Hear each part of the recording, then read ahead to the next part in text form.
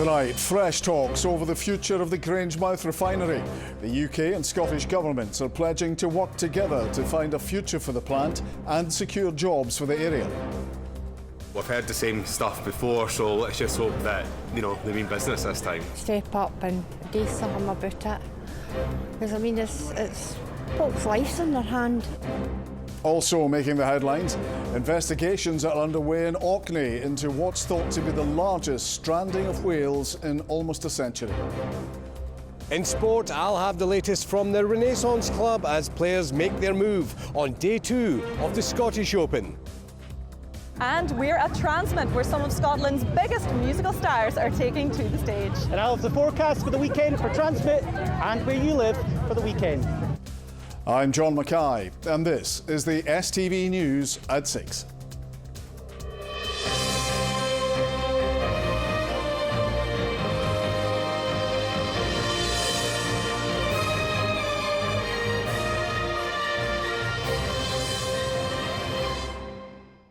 Good evening. Fresh talks are underway over the future of the Grangemouth Refinery.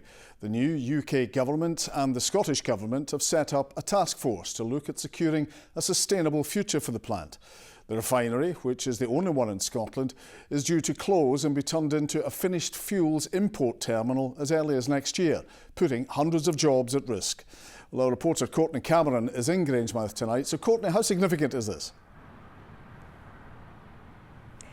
Well, John, the news at the end of last year that the refinery was to cease operation, as we've known it for the past 100 years, came as a shock to the local community and left hundreds of families in Grangemouth and in the areas beyond concerned as to what that meant for them. Around 400 jobs are still currently at risk here. But today there's been a significant step forward with news that positive talks are ongoing between the UK government, the Scottish government and the unions to try and safeguard not only the jobs but the site here. We're expecting to see a more concrete plan within the next few weeks, and that's news locals say they'll be waiting for. Well, it's good news. We've been working very hard since forming the government last Friday to make this a top priority, and we've got agreement with the Scottish Government to have the Project Willow long-term report funded by both governments coming together with the company. Ed Miliband, the new Secretary of State, has decided he will take the chair of the Development Committee, which is fantastic, and that will rotate through the Energy Secretary and indeed the Scottish Government. So lots have happened on Grangemouth to try and give it a much brighter future, and we've been talking to the company about the immediate concerns as well. Well, I'm hoping that somebody's going to step up and do something about it. Because, it's folks' lives in their hand, It's a must, and they've got to do it, definitely. They can't lose the VP. A lot of my mates work at INEOS, but, we've heard the same stuff before, so let's just hope that, they mean business this time. Oh, it's very important that the jobs remain, obviously. It's a massive part of the town, and without it, it's obviously going to cause a lot of problems, so hopefully they'll get something done about it.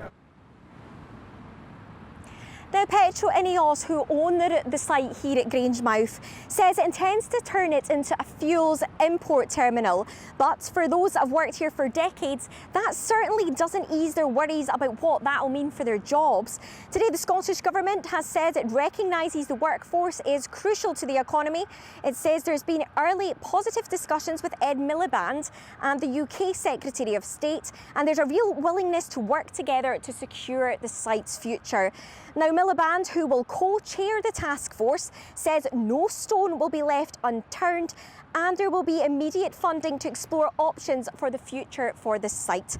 The Unite Union welcomes this move, but it says investment must be unlocked to sustain the refinery's operations until a just transition can take place and managed in an orderly way. So I think it's fair to say the community here in Grangemouth will be waiting with anticipation for what's to come over the next few weeks. Courtney in Grangemouth, thank you. Investigations are beginning into the stranding of a pod of 77 pilot whales in Orkney. The mammals died after being washed ashore on Sandy yesterday morning in what's believed to be the largest mass stranding in Scotland in almost a century. Experts are examining the animals to establish the cause of death. And a warning, Anne Smith's report contains distressing images. Hugely distressing scenes on this Orcadian coastline in what is becoming a tragically familiar sight on Scottish shorelines. Marine life experts examine a large pod of 77 pilot whales which stranded on Sandy on Thursday morning. All but 12 had died by the time efforts began to save them. A decision to euthanize the remainder was taken as the most humane option. Experts say it's now a race against time to identify what caused Scotland's biggest mass stranding in almost 100 years. We're going to go through every single animal, sex it, work out how big it is, work out what condition it's in, take some samples, and then from that we will decide which ones will get a full post-mortem. Samples will go off to labs and there'll be all sorts of different tests done. So it's going to take us quite a long time to potentially figure out what has happened. Pilot whales often form close family bonds, and it's not clear if one got into difficulty and the rest decided to follow. The stranding comes almost a year to the day after a pod of 55 pilot whales beached themselves on Lewis in the Western Isles. We're finding that we're just getting more stranding events in say a 5-year period, but also the size of the stranding events are increasing. So when we do get an event, it tends to involve more animals. That there is always the concern that it may be to do with some form of human activity. As efforts continue to investigate the cause of the incident, discussions are taking place with Orkney Islands Council on how best to dispose of the carcasses. In the meantime, the public are being urged to stay away from the area. Anne Smith, STV News. Other stories, and the carpet and flooring retailer Carpetright is set to enter administration, putting more than 1,800 jobs at risk. It's understood efforts are now underway to secure emergency funding or a rescue buyer for the business, which has 24 stores in Scotland. There's been a slight decrease in the number of coronavirus cases in Scotland, according to the latest figures. Public Health Scotland said 1,189 cases were logged in the week up to July the 7th. That's down from just over 1,200 the previous week. The agency recently began publishing COVID stats on a weekly rather than monthly basis due to increasing case numbers. Scotland's forestry sector is worth more than £1 billion a year to the country's economy, a new report produced for the Scottish Government has said. Speaking on a visit to a mill near Inverness, the Deputy First Minister, Kate Forbes, said she believed there was potential for the sector to grow. We know that from the report published today that forestry contributes £1.1 billion to the Scottish economy, creates 34,000 jobs. So it's a great resource that we should be very proud of, and it has huge potential to go even further. To stories in the West, and a 45-year-old woman has been arrested and charged in connection with attempted murder after reports a woman fell from a flat window in Ardrossan. The injured woman, who is 49, was found seriously hurt yesterday in the town's Glasgow street and taken to Cross House Hospital, where she's said to be in a stable condition. Police are appealing for information. A prisoner has died at HMP Lomos. 47-year-old Alexander MacDonald died on Monday.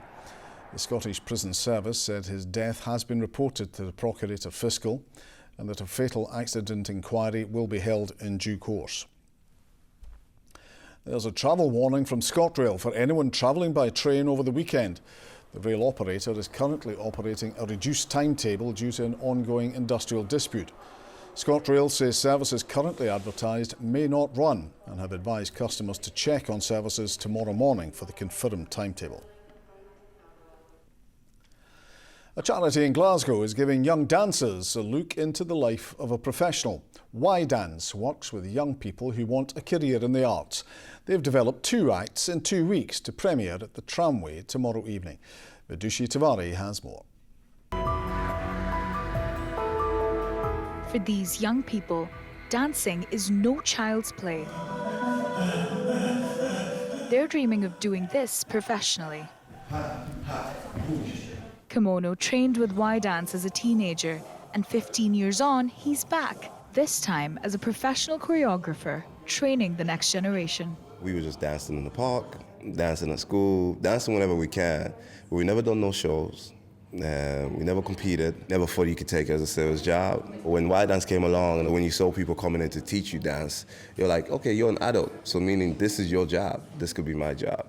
With funky footwork and pirouettes aplenty, these dancers are getting the professional treatment and training.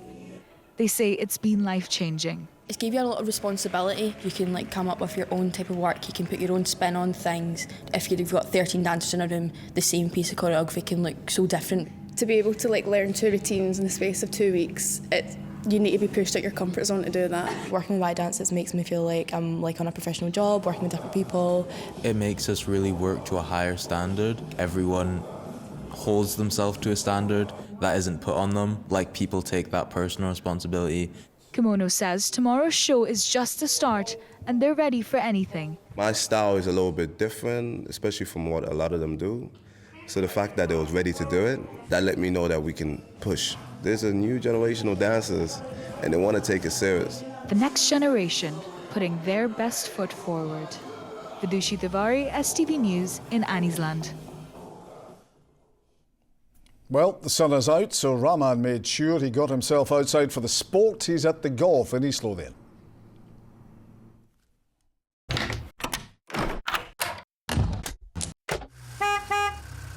STV Sport, sponsored by the C.R. Smith Summer Sale. A very good evening from the Renaissance Club on day 2 of the Scottish Open, where conditions have been ideal for low scoring. And the player to catch is Sweden's Ludvig Åberg. He's the clubhouse leader on 12 under par, 1 shot ahead of the chasing pack. Scotland's Robert McIntyre is enjoying a good second round. He's currently on the course and is on 8 under par for the tournament. Here's Jamie Bothwick. Action. It's been really, really exciting. The course is so much more beautiful in person than it looked in the pictures. And yeah, we got really lucky. The weather's been fantastic. Yeah, it's been great. It's the first Open I've seen, so really exciting. We saw McIlroy earlier. This is Roy McIlroy. This is Tommy Fleetwood. This is Victor Hovland. I'm hoping that Colin Morikawa is going to win, actually. My son and I have been following him for quite a while. We handle the golf course very well, put the ball in front of us and never really try to force anything. I feel like links golf, sometimes it just has to come to you. You can't really go at certain pins, even when today it's quite calm. So I think that's going to be important going forward as well, and make sure that we keep being patient. But the round of the morning belonged to Matteo Manassero, the Italian, carding a 63. It can always change. I don't know what the forecast is for the weekend, but if a little bit of wind picks up, then things are going to get for sure different score-wise. But yeah, at the moment it's receptive. There is a lot of birdies. His countryman Grant Forrest is looking sure of making the weekend. His wonder shot on the final hole to make birdie moved him above the cut line. Scottish Open it means a lot to me, so yeah, I'm just delighted I can be here for another 2 days and hopefully find some better golf at the weekend. Well, 2-time major winner Colin Morikawa has put himself in contention going into the weekend. He's 3 shots off the lead on 9 under par. I spoke with him after his round. Colin, 66 for today. How pleased were you with your round? Yeah, I got a lot out of it. Didn't drive it particularly well and found a lot of it of the long grass and fescue, but made some birdies and made some putts. Yeah.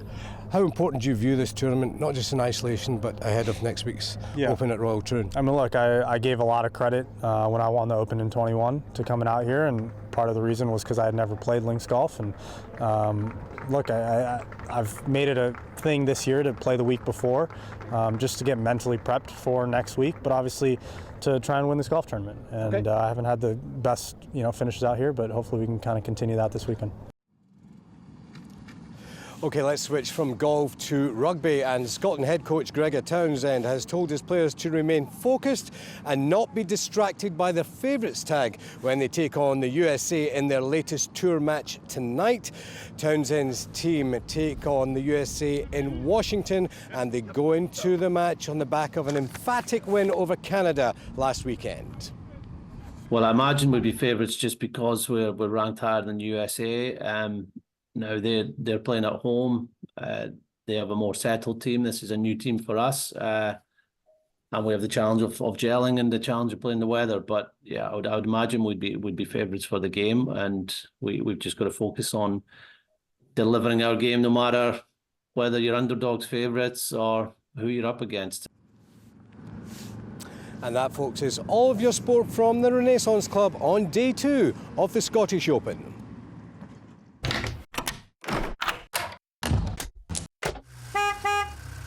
STV Sport, sponsored by the C.R. Smith Summer Sale. Scotland's biggest music festival, Transmit, has returned to Glasgow Green with a stellar lineup. Liam Gallagher, Jerry Cinnamon and Calvin Harris are some of the big names set to entertain fans. Plenty of other Scottish talent will take to the stage too over the course of the jam-packed weekend.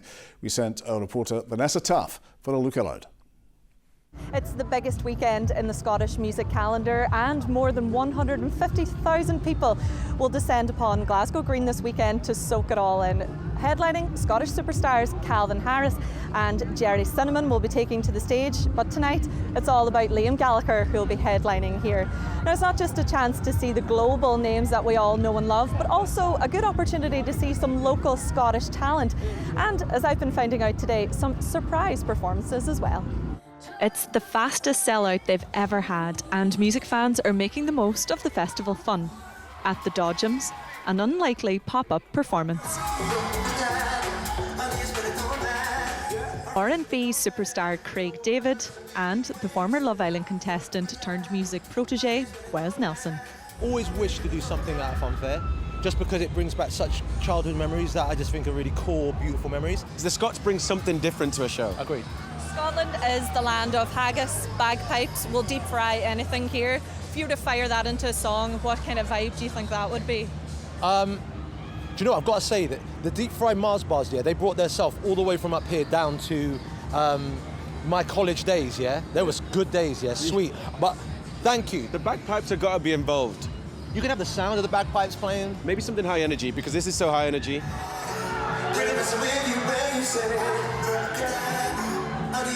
So that's what we can maybe expect next from both of you, a bagpipe. Fine, we'll write a bagpipe Scotland song. We'll do it. We'll get it. If we trust me though, we nail it properly though. You know, jokes aside, you know, we did that interview. They talk about bagpipes and some other. And next thing you know, you got a banger. It's just the one. It's hitting internationally. The festival has a history of showcasing Scottish talent, but there's one act the crowd are most excited for. Liam Gallagher, 100%. And what's your favourite Liam Gallagher song? Cigarettes and Alcohol or Supersonic. Probably Liam Gallagher. Yeah, he's my top 10. Yeah, definitely. Oh, Liam Gallagher. It's got to be Liam Gallagher. Yeah. I've always loved Oasis. That's why. That's our era anyway. That we've grown up with Oasis, and yeah. Do you feel a little bit older maybe than the typical crowd here? Have you seen the crowd here? I feel like I'm 93. A weekend that promises to be definitely, maybe, the hottest ticket in town. Sean's also taken himself to Transmit for the forecast. A spell of wows will gradually settle into a scattering of traditional tapas. TUI sponsors STV Weather.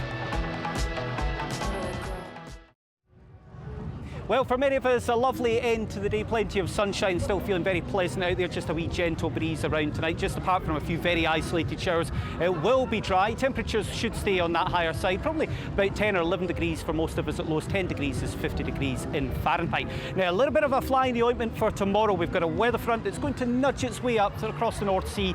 Now, if you're watching from the likes of Fife, Edinburgh, Lothians, Falkirk here, we will get thicker cloud outbreaks of rain, but the further west we go, that's where we've got the best chance of holding on to the brighter weather until later on. So for Col, Tiree, Jura, Isla and also around Kintyre, Gia here, we're going to hang on to the best of brightness. But as we travel a bit further east, by the time we get to Glasgow, yes, here at Transmit, there is the possibility of a few spots of rain during tomorrow. Should be quite light and patchy though, but more persistent rain for a time as we head towards the likes of Livingston, Bathgate, Falkirk, Grangemouth and the likes of Alloa. So here there will be some shower outbreaks of rain and temperatures on the cool side.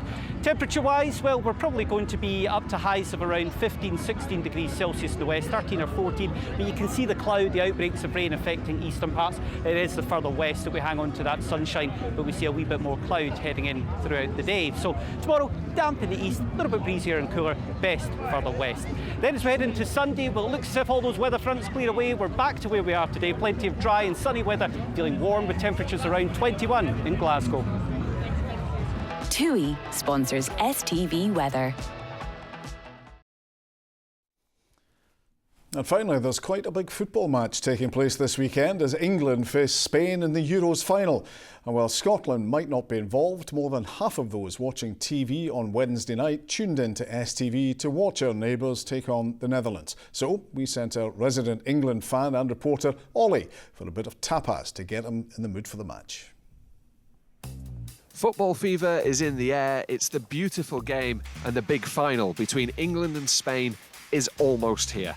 The tournament has attracted huge TV audiences across Europe and even here in Scotland, well after Steve Clarke's side departed. It's the last weekday before the big game, and STV's producers have told me I can pretty much take the afternoon off. They've told me to come here for lunch, and they've generously said they'll even pick up the tab. But experience tells me there'll definitely be a catch.